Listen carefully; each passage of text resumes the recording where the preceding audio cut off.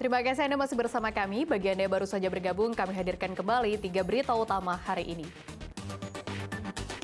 Sesosok jasad pria parubaya ditemukan di depan sebuah ruko di Palembang. Seorang tukang bangunan tersengat listrik saat memperbaiki gapura gerbang perumahan di Palembang. Perayaan Natal di Palembang, ribuan umat Katolik jalani misa di Gereja Katolik Santo Yosef.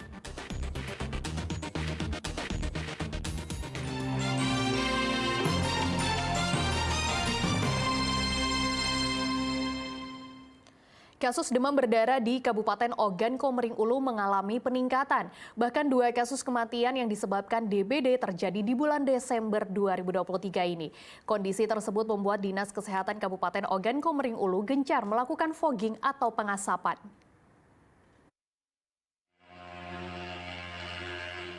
Dinas Kesehatan Kabupaten Ogan Komering Ulu melakukan fogging atau pengasapan di permukiman warga Desa Bandar dan Sosobuai Rayap, Kabupaten Ogan Komering Ulu pada Senin pagi.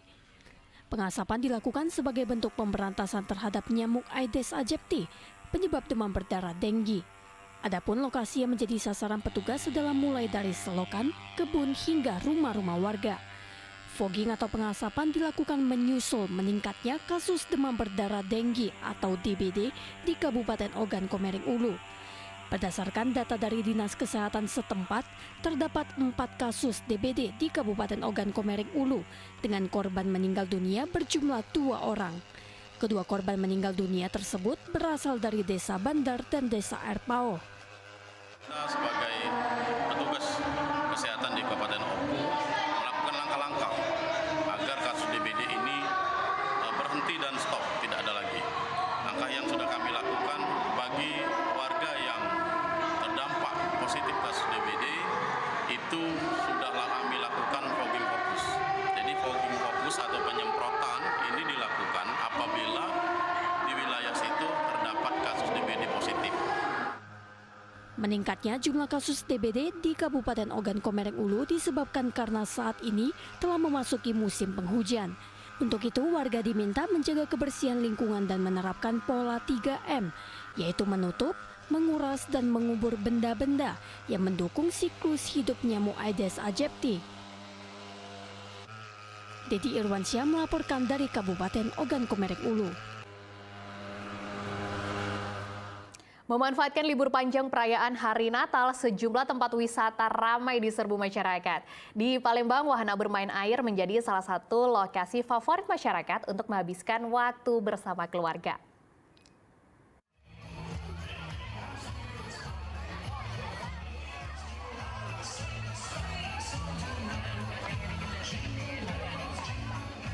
Memanfaatkan libur panjang perayaan Hari Natal, sejumlah tempat wisata ramai diserbu masyarakat.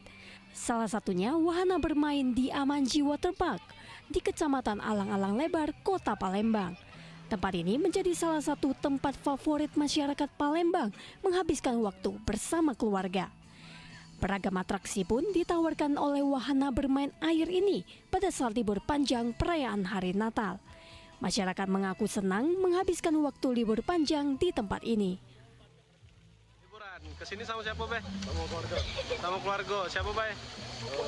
Om, tante, Sepupu, Tadi dari jam berapa? dari jam setengah 2. Dari setengah 2. Ngapa milih liburan di tempat wahana bermain ini? Karena adeknya pengen main kalau ya sekedar libur aja lah mas. Healing ya? Ya healing lah. Healing. Tadi dari jam berapa, Mas?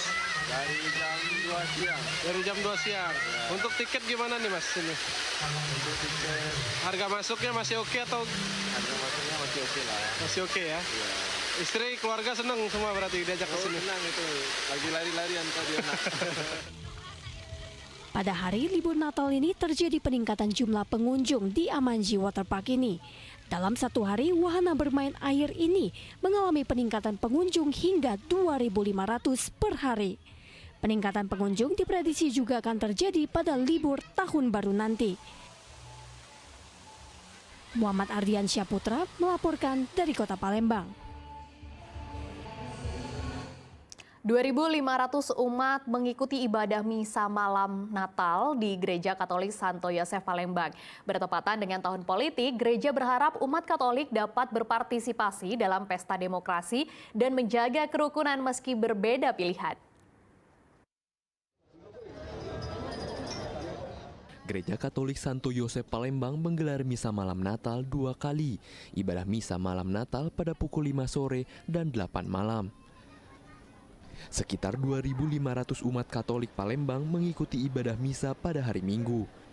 Ibadah misa malam Natal pada tahun ini diikuti lebih banyak umat secara offline pasca pandemi COVID-19. Bertepatan dengan tahun politik, gereja berharap umat Katolik dapat berpartisipasi dalam pesta demokrasi.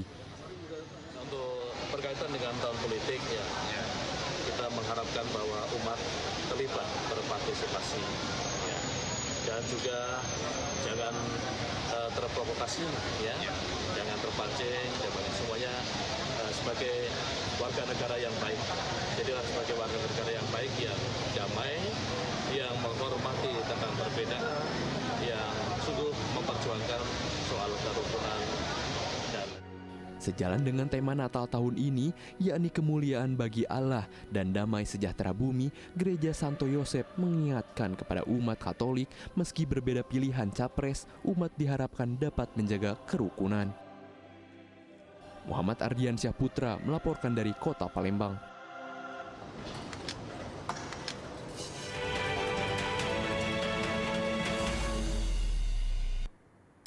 Pemerintah Kabupaten Ogan Komering Ulu Timur kembali mengingatkan ASN untuk netral dalam pemilu 2024 mendatang. Jika melanggar, sejumlah sanksi diberikan termasuk pemecatan ASN.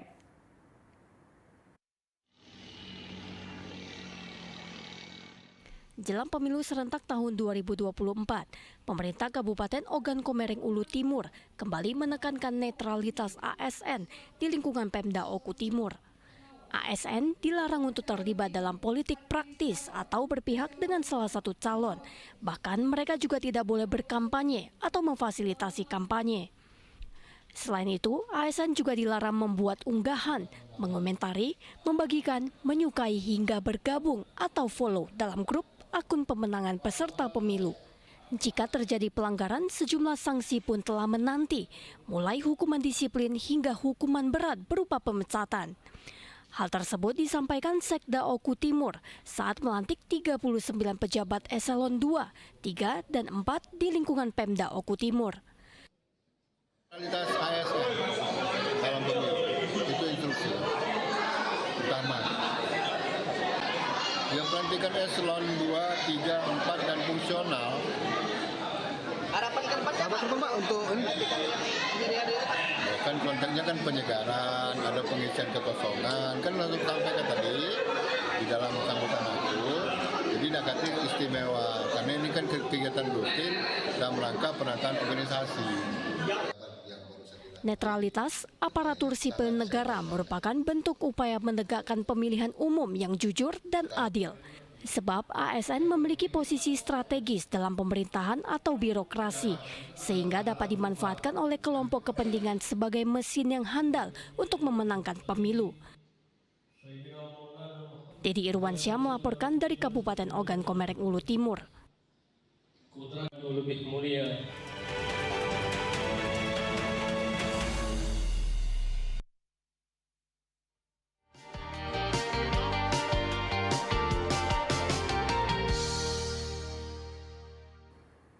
Laporan tersebut mengakhiri berita Palembang hari ini. Saya Frin Meriana, berterima kasih atas kebersamaan Anda. Selamat beraktivitas dan sampai jumpa.